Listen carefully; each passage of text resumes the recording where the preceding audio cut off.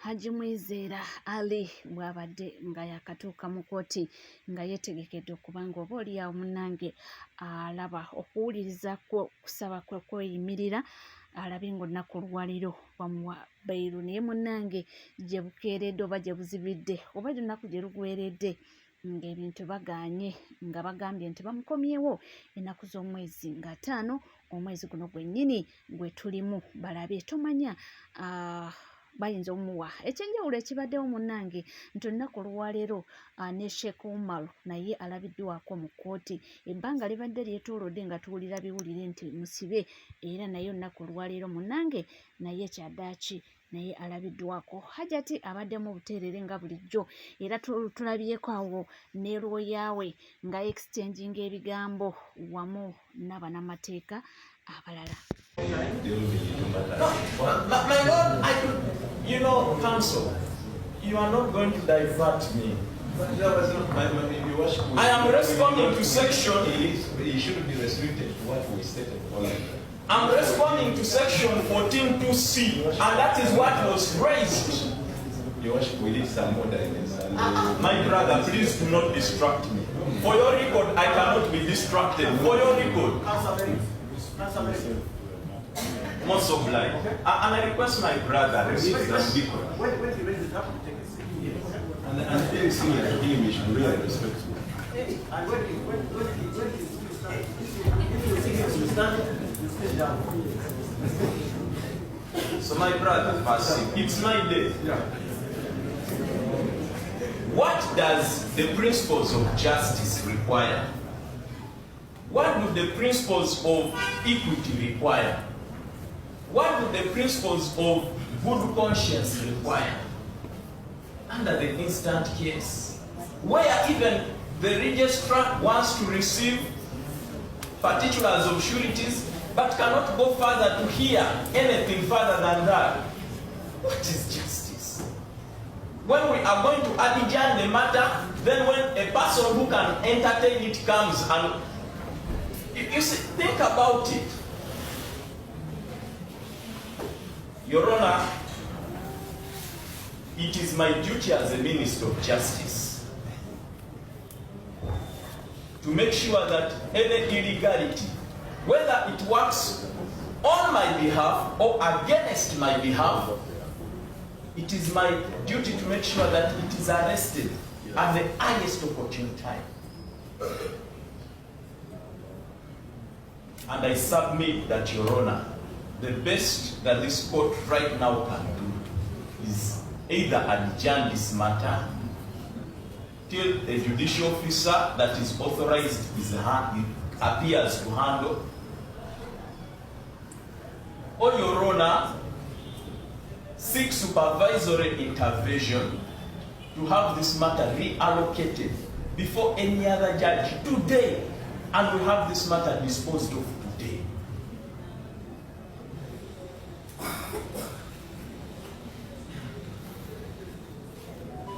I retaliate my earlier prayers. Yes, oyo munnamateeka wa Hajati yabadde ng'avudde mu mbeera olwakalambidde era nga bagambye nti byonna babikoze naye Haji okumuwa bail biganye mpaka ennaku z'omwezi nga 5 si wala olwaleero 2. So omwezi guno tomanya n'abannamateeka be nabo tebatudde bakola okubirire okulabika nga Haji afuna bail.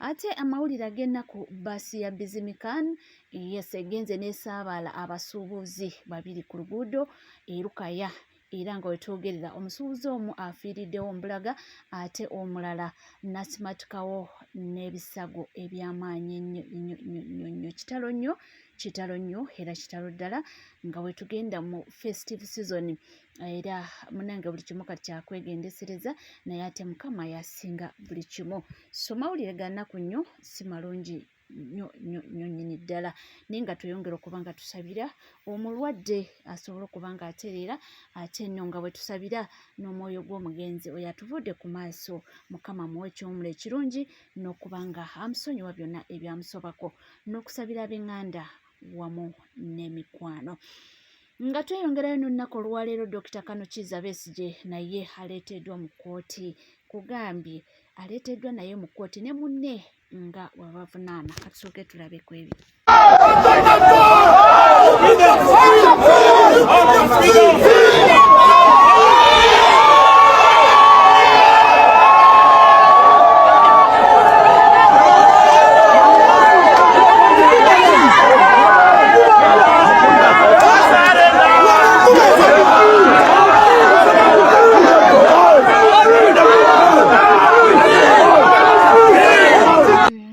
security ebadde tight nnyo batuusiddwa mu bukuumi obw'amaanyi obw'ekitalo era nga nabo bagezaako okulaba bitambula bitya.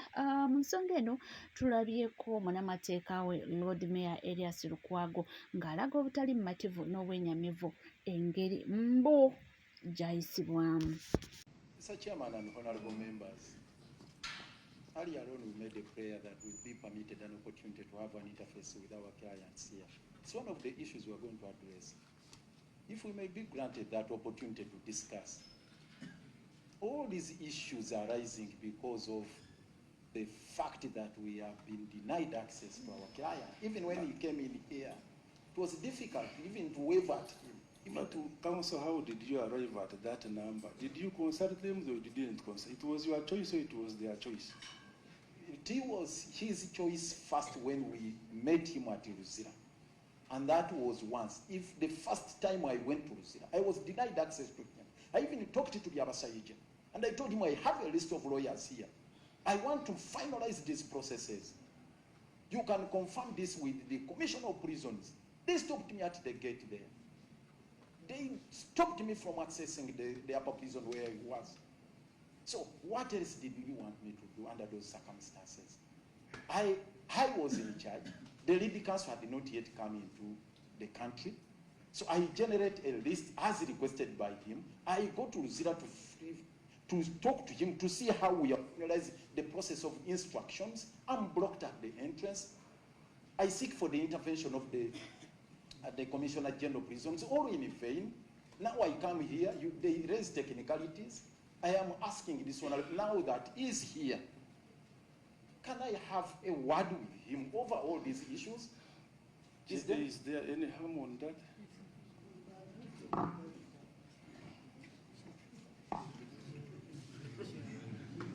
Councillor Kwago, you are given 30 minutes as you requested to interact with your clients as we proceed. Oyo ye kanso Lord Mayor Erias Lukwago nga ye munnamateeka wa Dr. Kano Kizza Besigye ne munne nga we balina emba n'emisango gyabwe nga bw'olaba court martial ebadde full to the capacity oba to capacity ng'ejjudde bulala abantu nga mwe muli ne mukyala we Winnie Kizza Besigye babaddewo nnyo okuba nga balaba biki ebigenda mu maaso ye n'omusango nga gutambula gutya. Ffe bwe tuli nnyo byonna byonna ojja kubanga obifuna era ojja kubanga mpekutuusaako obutereevu wonna woli wonna wosinzire kasita webanga weekumidde ku mukoto guli gumu gwokka NCKTV nga bulijjo nga wenkugamba teweerabira kusubscribinga ringinga that notification bell sharinga likinga bingi nnyo betugenda okuba nga tukuwa nga tuvuddeko eyo munnange omukyala full figure abasinga obungi gwe tumanyi nga omukyala Jennifer Nakangubi abasinga obungi gwe tumanyi nga full figure avuddeyo ne yeetondera General Salim Saleh wamu ne His Excellency Yoweri Kaguta Museveni akalira akawulidde mu bigambo bye wati wayogedde nayongera okwetondera General Salim Saleh kitange ndi very sorry ebigambo byagambibwa obulimba netondera President Museveni ne bagenero mwenna ab'eggwanga nti ndi very sorry ebigambo byampayiriza ebyobulimba sisobola kola nsobi ndi muntu mukulu manyi kyenjagana gye mungi gye manyiyo manyi kyendi kyonna nkyerwa kubeeramu netondera office of the president alikakande namwe n'abaminister bani bonna netonda olw'ebigambo ebikyamu kubanga omutabuzi ajjanga muyambi abantu katensi abantu bulwokola ekintu nze waliwo abaana abafuddeyo ne bagamba bakuba saagalako baba makulu abawange nakubesa ne bagamba mbu nalidde sente za alien scale nze kenyini nataddemu miliyoni zange nnya mu mitwalo 3 eza my own money lawyer mulamba oyo kanso na habo wa Egon company yateekamu miliyoni emu emitwalo 7 ng'ateekamu naso yavaayo okuwanira alien lawyer ina license lawyer munamateeka omutendeke oli manager Musa najja ne lawyer wagala kamera bu upcoming lawyer kusobola n'okutalina na license ne boogera ebigambo soyo yefulufiga abasinga obungi gwe tumanyi nga Mama Fangon Jennifer Nakangubi si musanyufu era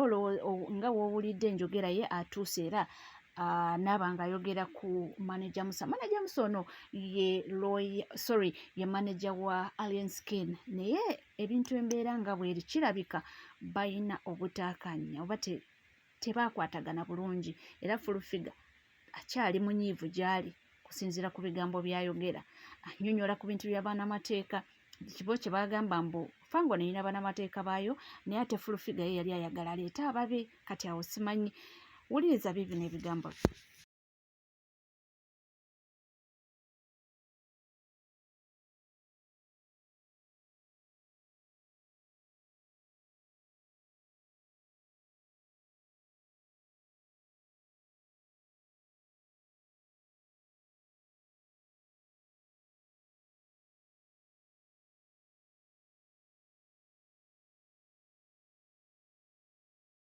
tino olumaze fulufiga n'ayambalira abayimbi mbu General Salim Saleh abakoledde buli kimu mbu naye abasajja abo tebasiima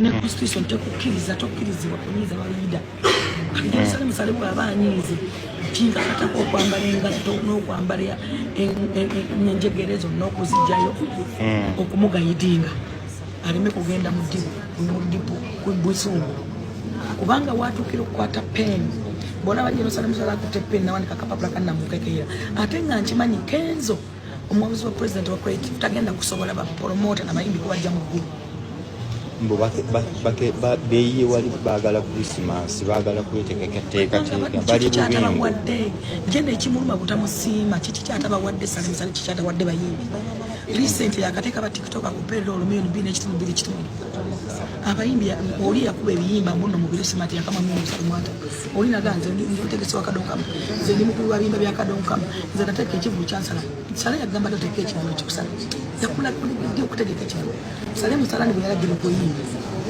yagala kungamba sekta y'abayimbi yokka yakwasibwa mu COVID okuba batandika obba wasende okuba kukyalenga ne mu COVID tebawulira nti basiimye ku Saleh Saleh wano unomuyimbi yali akuba ebipande yali asiba ebiveera ebyenge emmotoka za bbeeyi tumuli emmotoka abanywazi bafude ejje nekirungi yakitegedde era byonna bwe mwanyogeddeko ne mugamba bakama bange ne mugamba president wamuyisa kalambo nze Jennifer I can't do that because nafuuka mwana mugali amaka era neyongera okwetondera General Salim Saleh kitange ndi very sorry bigambo byagambye b'obulimba netondera president Museveni ne bagenero mwenabe ate nga tuvuddeko ewaliwo omukyala avuddeyo kubanga awoninga Pastor Aloysius Bugingo mbu ebintu byakola bambi tebisaana era mbu yeekube mu kifuba ng'omusumba akole ebisaanidde omusumba yenna ebyasaanidde okukola.